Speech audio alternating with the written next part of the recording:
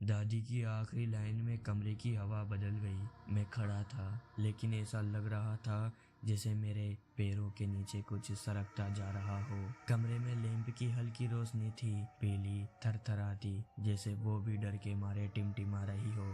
मैंने धीरे से पूछा, दादी वो कौन थी? दादी ने आंखें बंद कर ली, उनकी उंगलियां कांपने लगी।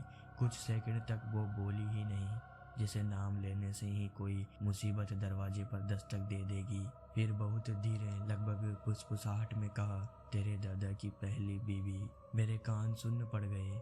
मैंने कभी सुना ही नहीं था कि दादा की कोई दूसरी बीवी भी थी। घर में इस बात का जिक्र तक नहीं हुआ था आज दिन तक। दादी तो हमेशा कहती थी कि वो दादा की इकलौती पत्नी थी। मैंने कहलाकर पूछा, पहली बीवी? पर उसका तो। दादी ने मेरी बात काट दी। मौत नहीं हुई थी, वो खुद चली गई थी खेत की तरफ।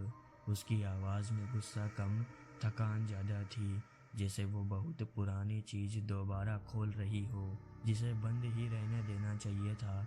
मैंने पूछा, चली गई मतलब क्यों? दादी ने चादर पकड़कर मुट्ठी कस ली। क्योंकि वो बच्चे नहीं पैदा कर पा रही थी। पर दोष हमेशा औरत को ही दिया जाता है, चाहे गलती किसी की भी हो। ये सुनकर कमरे में कुछ ठंडा ठंडा सा उतर गया, एकदम शांत। तेरे दादा ने उसे छोड़ने की बात कही थी, दादी ने कहा, पर उसने छोड़ने नहीं दिया।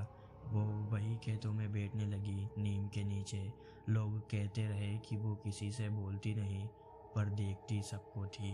दादी ने फिर से आंखें खोली। उनकी नजरें अब सिर्फ मेरी गर्दन पर टिक गई, उसी जगह जहाँ खेत में उस ठंडी उंगली का एहसास हुआ था।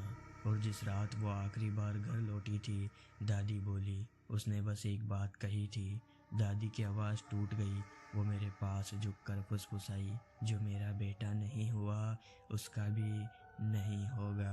कमरे की खिड़की से रात की हवा अंदर आई, पर उसमें मिट्टी की वही सूखी महक थी जो खेत में थी, जैसे कोई अदृश्य चीज मेरे पीछे खड़ी हो।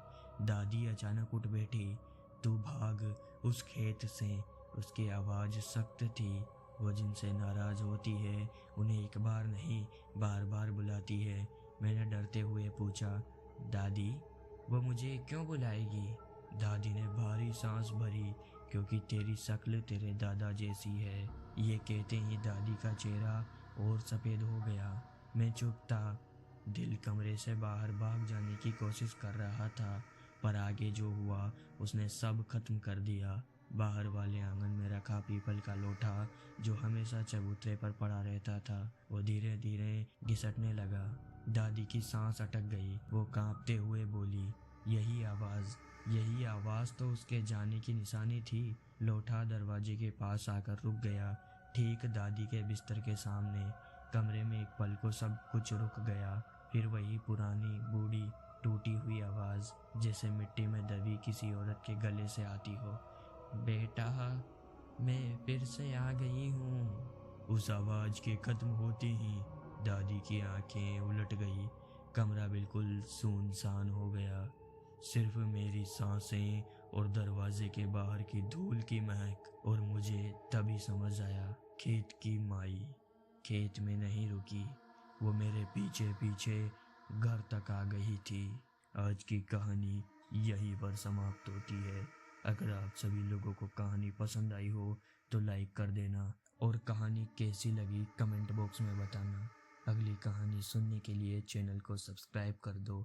मिलते हैं अगली कहानी के साथ अंधेरा हॉरर स्टोरी पर। जब तक के लिए धन्यवाद।